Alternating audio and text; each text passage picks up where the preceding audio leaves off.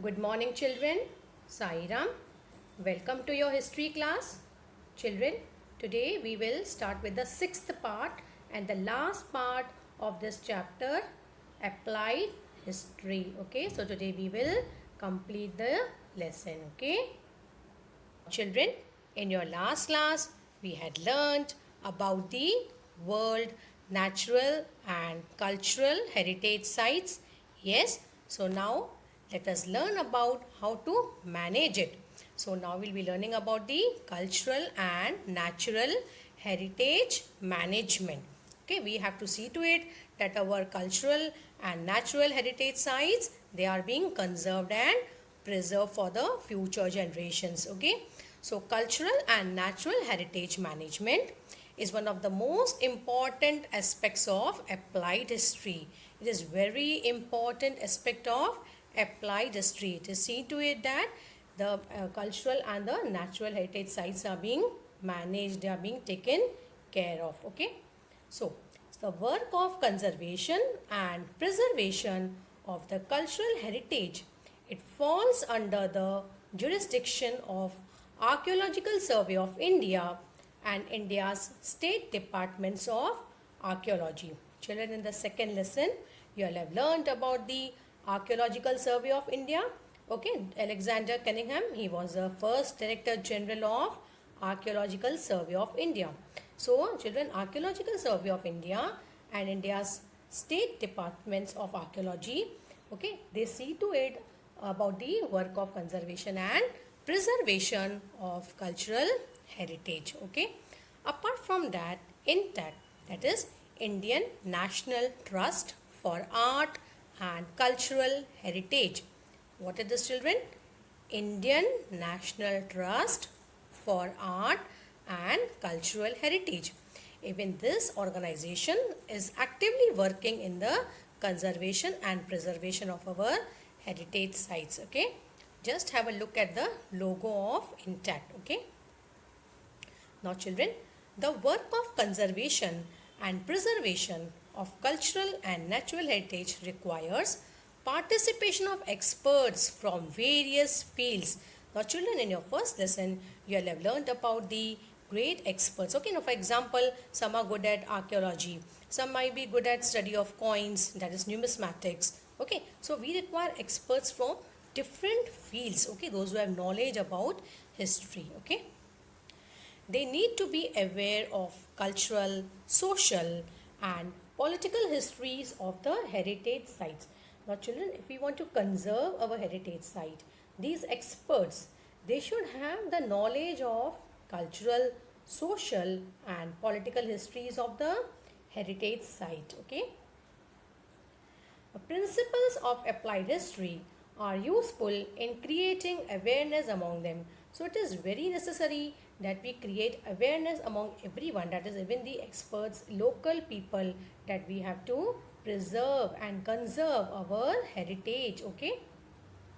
Now let us see the operations necessary for the conservation and preservation, development of the heritage site can be handled without causing any change in its original state.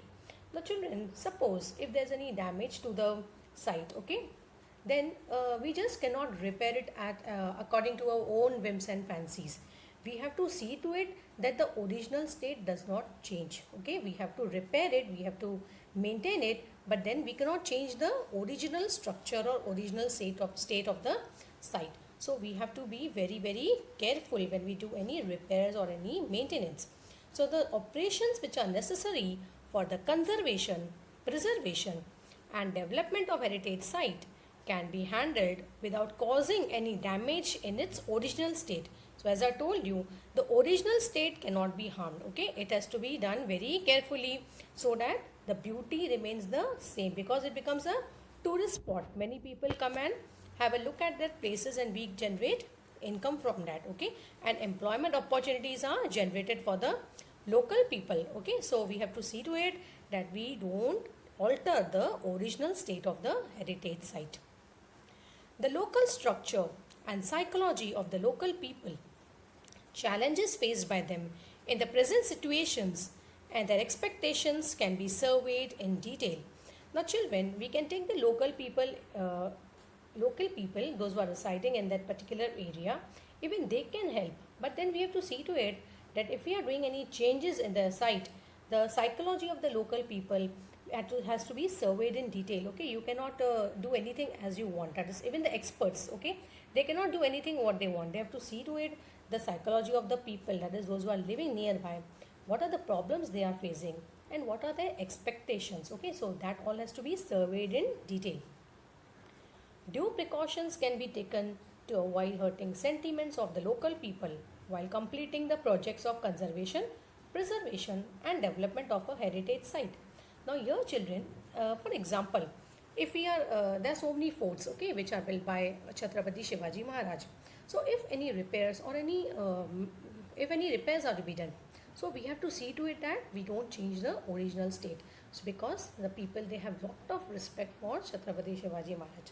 So it should not hurt the sentiments of any of the people. Okay, so we have to be very careful when we are completing our projects of conservation and preservation of any site. Participation of local people in the project can be facilitated. Okay, even the local people can be taken into consideration, even their help can be required. So even employment opportunities can be generated, they will also get income from it. Systematic plan can be designed to employ the local skills in a creative way and better opportunities of livelihood. As I already told you that in this projects of conservation and preservation, we can take the local people also. Their skills could be used, and even it would create opportunities for livelihood for them. So even they could be taken for the work of conservation and preservation. Okay. All right, children. Now let us learn about the affiliated professional fields.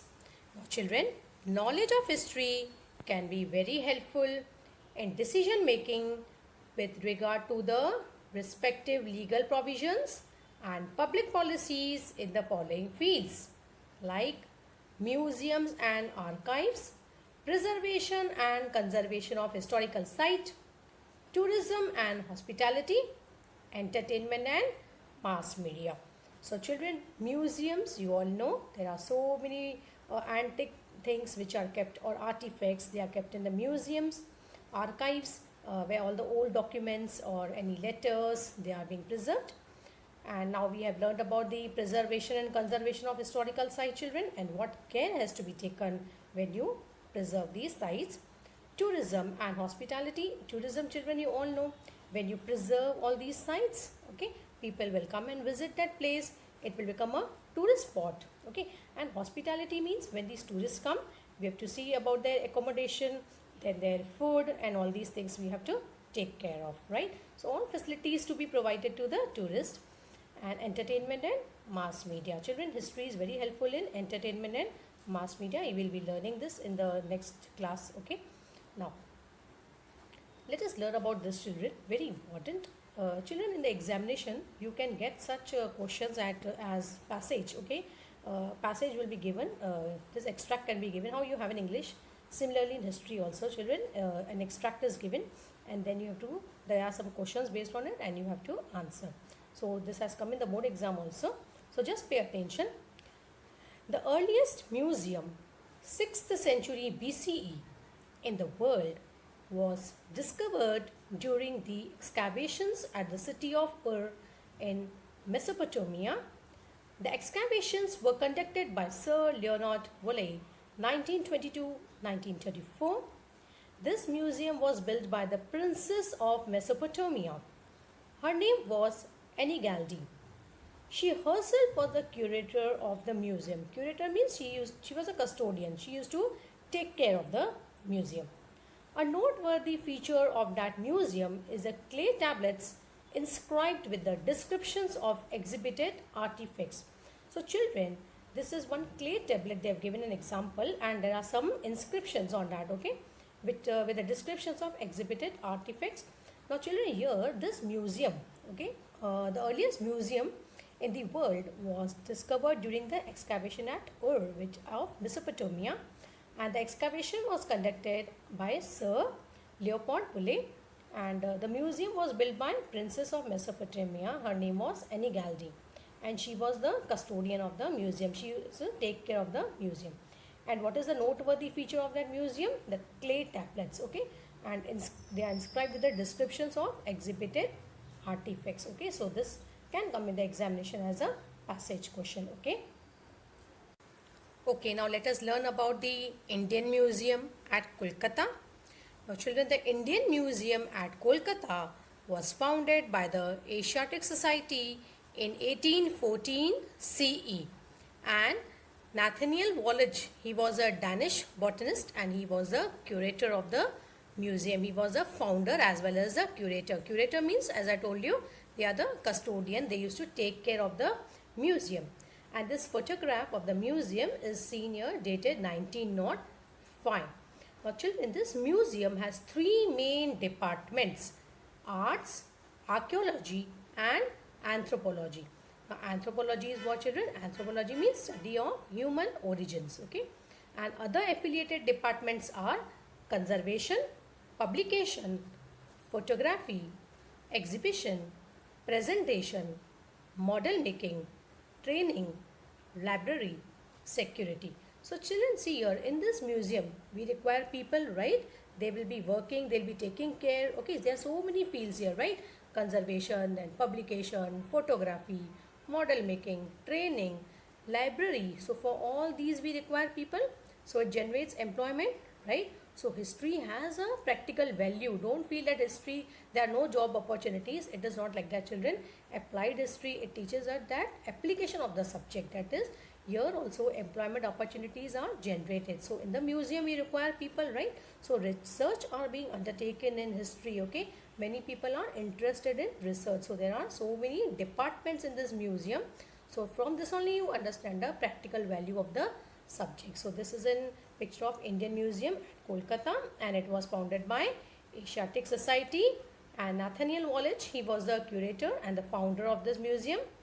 And this picture, or you can say the photograph seen here, is dated to 1905, and it has three departments. Which are the three departments? Arts, archaeology and anthropology. Apart from that, there are many other departments like conservation, publication, training, library, security and many more, okay? Now children, I already explained you what are archives. Children, archives, they preserve and store old documents, okay? Old documents, official records and films. So children, very important, archives, okay? And National Archives of India is in Delhi, okay? Every state in India maintains its archives independently. So every state has its own archive and they have to manage it independently. And what are archives, children? They preserve old documents, official records and films, okay? Now archives also have a purpose, okay? The main office of National Film Archives of India is located in Pune. So where is the main office? It is located in Pune, Maharashtra. It was established in 1964 as a media unit of Ministry of Information and Broadcasting of Indian Government. It served three objectives. Now what are the three objectives? To search and obtain rare Indian films and to preserve the heritage for the benefit of future generation. So here, what is the main purpose of this archive here? That is, this is the archive, the National Film Archive of India, okay? Remember, National Film Archive. So here, the main objective is that they want to search and obtain the rare Indian films, okay? So that could be preserved for the future generation. Now children, if you know now, recently, now see the Ramayana, Mahabharata, all these programs, they were being telecasted again. So the children can see these programs, okay? It is of our times, our parents and we used to see. So now even the kids of this generation, they can see all these and apply to themselves, okay? So these are being preserved and stored for the future generations. Then to categorize the important aspects of films, to create documentation and catalogs and carry out research in the field, to establish a center for dissemination of films culture. So this is an archive with a different purpose. That is, we are talking about the National Film Archive of India, which is in Pune, Maharashtra, and what is the purpose of these archives, okay? Now children, in this lesson, we had learnt about the role of applied history. Okay, we have learnt what is applied history. We are talking about the application of this subject, the practical value of this subject. Okay, in public training programs for understanding the importance. What is the importance of history? Then for creating awareness regarding conservation, preservation of our cultural and natural heritage. So we had learned that about the cultural and natural heritage management, right? Or we have to take care of our culture, okay? Then using knowledge of history for that purpose to enhance the professional skills of the people. Now children, you have learned about the professional opportunities, for example, in museums, archives and entertainment, mass media. So everywhere we require people, yes, so they should have the knowledge of history.